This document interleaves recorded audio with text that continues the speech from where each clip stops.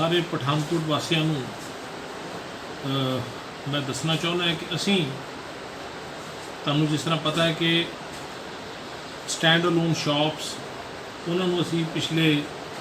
2 दिनों तो असी खोल दिता सीगा और अगलियां जिहड़ियां छूटां हैगियां ने जिस तरह बाकी जिलिਆਂ ਦੇ ਵਿੱਚ ਹੋਈਆਂ ਨੇ ਅਸੀਂ भी हुण पठानकोट ਦੇ ਵਿੱਚ सोच रहे हैं कि आपां भी सरकार ने जिहड़ा हुक्म कीता है उहदे मुताबक शहर दे विच सारियां जिहड़ियां दुकानां ने उन्हां नूं किसी तरीके दे नाल इस तरीके नाल मेन बाज़ारां दे विच चाहे वो रोटेशन पॉलिसी हो जाए भी एक दिन कपड़े की दुकान है दूसरे दिन जिहड़ा है मुनियारी इस तरह के ग्रुप बना के या मोबाइल दियां दुकानां एनकां दी रिपेयर इस तरह के असीं अलग अलग ग्रुप बना रहे हैं 2-3 ग्रुप बना के ਵੱਖਰੇ ਵੱਖਰੇ ਦਿਨਾਂ 'ਚ ਉਹਨਾਂ ਨੂੰ ਖੋਲ੍ਹਿਆ ਜਾਵੇ। सो ये हुक्म असी कोशिश कर रहे हैं भी कल तो ये हुक्म असी कल हुक्म करके परसों सवेर तो असी इहनूं लागू करिए और उहदी टाइमिंग भी असी जिहड़ी हुण सरकार वालों आई है कि लोगों ने मंग की है कि 9 तो 1 बजे तक उहदा टाइम करता जाए वो भी असी उहदे मुताबक हुक्म करांगे। नाल ही जिहड़ियां कोई जरूरी वस्तां ने उन्हां बारे भी हुक्म करांगे क्योंकि वो थोड़ी अर्ली मॉर्निंग चाहीदियां हुंदियां ने। सो इस सारी चीज़ नूं असीं हुण हुक्म करन जा रहे हैं। जिहड़ी सारे पठानकोट वासियों नाल मेन मकसद है मेरा अज गल करन दा उहदा मेन मकसद ये है कि जदों असीं कल हुक्म ये जारी करांगे मैं दसना चाहुंदा है कि पिछले 40 दिनां दे विच जो असीं हुक्म समय समय ते दिंदे रहे सरकार दे लोकां ने काफ़ी हद तक उन्हां नूं बड़ी जिम्मेवारी दे नाल सहयोग दिता और निभाया और तकलीफ भी सही घरां च रहे बड़ा औखा हुंदा रहना लेकिन उन्होंने ये तकलीफ भी झली। लेकिन आपां नूं पता है कि इस बीमारी की लड़ाई च आपां ने उस जिहड़ी 40 दिनां की अपनी मेहनत सी इंज करन दे नाल आपां सारिਆਂ ने इस बीमारी नूं एक पद्धर ते रोक के भी जरूर रखिया और आपां अपने शहर के बहुत ज़्यादा जरूरत तो वध केस वधन भी नहीं दिते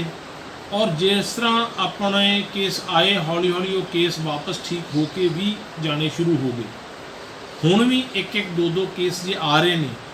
तो उसकी कोई प्रॉब्लम नहीं है क्योंकि ये ऐसी बीमारी है जिहदे च ये नहीं है कि भी जी हो गई है तो बहुत वड्डी प्रॉब्लम है। जे हो गई है तो थोड़े जे 13-14 दिनों का एक प्रोसीजर है उस तो बाद मैडिसिन खा के वो ठीक भी हो के लोग वापस जा रहे हैं। सिर्फ एको ही गल का ध्यान रखने की लोड़ है कि आपां बहुत ज़्यादा लोग जे एकदम बीमार होने हैं उत्थे जाके कई बार मुश्किल होंदी है साड़ी व्यवस्था दे विच एकदम इन्ने लोगों को जे आपां हैंडल करना है तो मुश्किल आ जाती है। उहदा एको एक तरीका है कि आपां सारे जाने इस गल नूं बेहद संजीदगी दे नाल समझ लईए कि जे आपां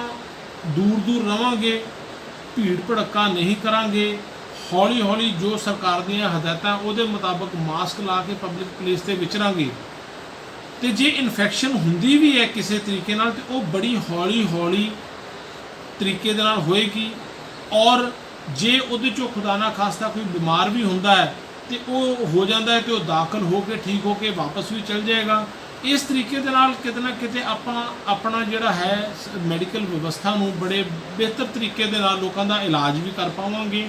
और कोई घबराउण की गल भी नहीं है। लेकिन ये तां ही संभव होएगा जे साडे सारे लोग अपने बच्चे आपां इस गल नूं समझांगे कि आउण वाले समय जो सरकार की ड्यूटी सी सरकार ने निभा के ये 40 दिन असी सख्ती भी की पुलिस ने कर्फ्यू भी लगा के रखिया तुहानूं असी रोकिया भी। लेकिन हुण जिस तरह असी छूटां तुहानूं देण लगे हैं बड़ी वड्डी जिम्मेवारी असी परिवार दे उपर पा रहे हैं लोगों के उत्ते पा रहे हैं समाज सुधारकों के उत्ते पा रहे हैं चुने हुए नुमाइंदियां के उत्ते पा रहे हैं मुहल्ला लैवल ते प्रधानां के उत्ते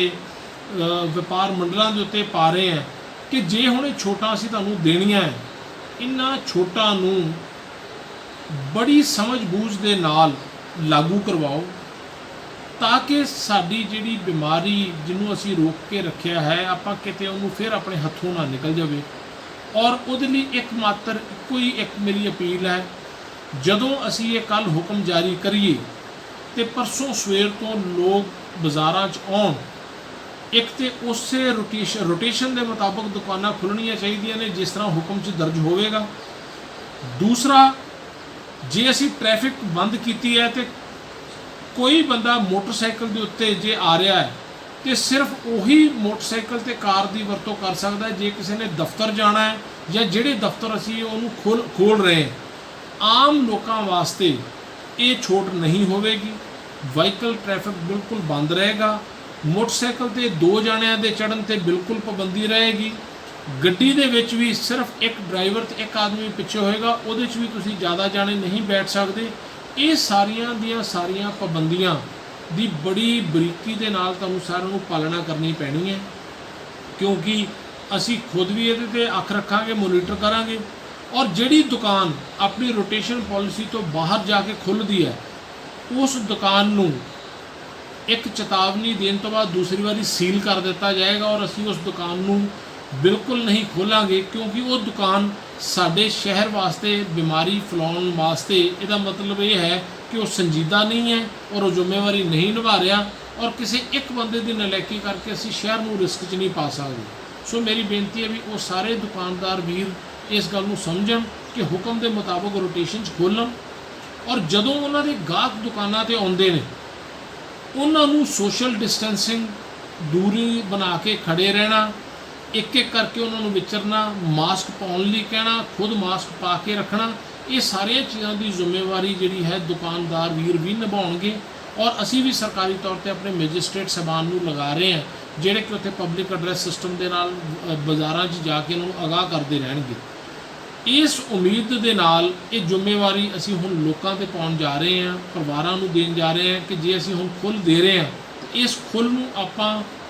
ਬਹੁਤ ਸਮਝਦਾਰੀ ਦੇ ਨਾਲ ਅਵੇਲ ਕਰੀਏ ਔਰ ਇਹ ਨਾ ਹੋਵੇ ਵੀ ਅਸੀਂ ਇਸ ਖੁੱਲ੍ਹ ਦਾ ਨਜਾਇਜ਼ ਫਾਇਦਾ ਉਠਾਈਏ ਔਰ ਫਿਰ ਦੁਬਾਰਾ ਜਿਹੜੀ ਹੈ ਬਿਮਾਰੀ ਜਿਹੜੀ ਆਪਣੇ ਕੰਟਰੋਲ 'ਚ ਹੈ ਉਹ ਹੱਥੋਂ ਬਾਹਰ ਹੋ ਜਾਵੇ। ਉਮੀਦ ਹੈ ਕਿ ਤੁਸੀਂ ਮੇਰੀ ਜਿਹੜੀ ਹੈ ਬਤੌਰ ਡਿਸਟ੍ਰਿਕਟ ਮੈਜਿਸਟ੍ਰੇਟ ਜਿਹੜੀ ਇਹ ਅਪੀਲ ਹੈ ਸਾਰਿਆਂ ਨੂੰ, ਇਹਨੂੰ ਪੂਰੀ ਸੰਜੀਦਗੀ ਦੇ ਨਾਲ ਜਿਹੜਾ ਹੈ ਇਹਨੂੰ ਸੁਣੋਗੇ ਔਰ ਆਪਣੇ ਮਾਈਂਡ ਦੇ ਵਿੱਚ ਇਸ ਗੱਲ ਨੂੰ ਰਜਿਸਟਰ ਕਰਕੇ ਆਪਣੇ ਪਰਿਵਾਰ ਵਾਲਿਆਂ ਨੂੰ ਵੀ ਦੱਸੋਗੇ। ਸੋ ਮੈਂ ਸਾਰਿਆਂ ਨੂੰ ਇਹੀ ਕਹਿਣਾ ਚਾਹੁੰਦਾ ਕਿ ਆਪਣਾ ਸ਼ਹਿਰ ਅਸੀਂ ਹੁਣ ਖੋਲ੍ਹਣ ਜਾ ਰਹੇ ਹਾਂ ਸਰਕਾਰ ਦੀਆਂ ਹਦਾਇਤਾਂ ਮੁਤਾਬਕ। ਇੱਕ ਡਿਸਿਪਲਿਨ ਵੇ ਦੇ ਨਾਲ ਥੋੜ੍ਹਾ ਥੋੜ੍ਹਾ ਕਰਕੇ ਖੋਲ੍ਹਾਂਗੇ ਔਰ ਉਹਦੇ 'ਚ ਕੁਛ ਦੁਕਾਨਾਂ ਨੂੰ ਜਿਹੜੀ ਮਨਾਹੀ ਹੈ, ਜਿਸ ਤਰ੍ਹਾਂ ਕਿ ਮਾਲ, ਜਿਮਨੇਜ਼ੀਅਮ ਹਾਲਸ, ਵਾਲ ਕੱਟਣ ਦੀਆਂ ਦੁਕਾਨਾਂ ਜਾਂ ਇਹੋ ਜਿਹੀਆਂ ਦੁਕਾਨਾਂ ਜਿੱਥੋਂ ਬਿਮਾਰੀ ਹੁੰਦਾ, ਕੁਛ ਇੱਕ ਅਸੀਂ ਕੈਟਾਗਰੀਜ਼ ਨੂੰ ਅਸੀਂ ਬੈਨ ਰੱਖਿਆ ਹੈ, ਉਹ ਅਜੇ ਵੀ ਬੈਨ ਰਹੇਗੀ, ਉਸ ਆਰਡਰ 'ਚ ਸਪਸ਼ਟ ਕਰ ਦਿੱਤਾ ਜਾਏਗਾ। ਸੋ ਇਸ ਉਮੀਦ ਨਾਲ ਮੈਂ ਸਾਰਿਆਂ ਨੂੰ ਜਿਹੜਾ ਹੈ ਇਹੀ ਅਪੀਲ ਕਰਨੀ ਹੈ ਕਿ ਇਹ ਜਿਹੜਾ ਹੁਕਮ ਅਸੀਂ ਕਰਨ ਜਾ ਰਹੇ ਹਾਂ ਇਹਨੂੰ ਇਨ ਬਿਨ ਜਿਹੜਾ ਹੈ ਤਰੀਕੇ ਦੇ ਨਾਲ ਆਪਣੇ ਆਪਾਂ ਸ਼ਹਿਰ 'ਚ ਇਹਨੂੰ ਲਾਗੂ ਕਰੀਏ ਔਰ ਇਹ ਖੁੱਲ੍ਹਾਂ ਜੇ ਅਸੀਂ ਤਰੀਕੇ ਦੇ ਨਾਲ ਇਹਨਾਂ ਨੂੰ ਲਾਗੂ ਕਰਦੇ ਹਾਂ ਤੇ ਆਉਣ ਵਾਲੇ ਦਿਨਾਂ 'ਚ ਜਿਹੜਾ ਹੈ ਅਸੀਂ ਜੇ ਗ੍ਰੀਨ ਜ਼ੋਨ ਵੱਲ ਨੂੰ ਆ ਜਾਂਦੇ ਹਾਂ ਤਾਂ ਅਸੀਂ ਹੋਰ ਵੀ ਜਿਹੜੀਆਂ ਖੁੱਲ੍ਹਾਂ ਨੇ ਉਹਨਾਂ ਨੂੰ ਬਿਲਕੁਲ ਮੁਕੰਮਲ ਸ਼ਹਿਰ ਨੂੰ ਖੋਲ੍ਹਣ ਵਾਲੇ ਬੰਨੇ ਜਾ ਸਕਦੇ ਹੈਗੇ ਹਾਂ। ਜਿਸ ਤਰੀਕੇ ਨਾਲ ਇੰਡਸਟਰੀ, ਫੈਕਟਰੀਆਂ ਨੂੰ ਅਸੀਂ ਆਲਰੇਡੀ ਖੋਲ੍ਹ ਚੁੱਕੇ ਹਾਂ ਔਰ ਉੱਥੇ ਕੰਮ ਸ਼ੁਰੂ ਵੀ ਹੋ ਗਿਆ ਹੈਗਾ, ਤੋ ਸ਼ਹਿਰ ਵੀ ਆਪਣਾ ਹੁਣ ਖੁੱਲ੍ਹਣ ਜਾ ਰਿਹਾ ਹੈ। ਸੋ ਮੇਰੀ ਸਾਰਿਆਂ ਨੂੰ ਇੱਕ ਹੱਥ ਜੋੜ ਕੇ ਬੇਨਤੀ ਹੈ ਕਿ ਆਪਾਂ ਇਸ ਚੀਜ਼ ਨੂੰ ਹੁਣ ਬੜੀ ਜ਼ਿੰਮੇਵਾਰੀ ਦੇ ਨਾਲ ਅੱਗੇ ਲੈ ਕੇ ਚੱਲੀਏ। ਧੰਨਵਾਦ। ਜੈ ਹਿੰਦ।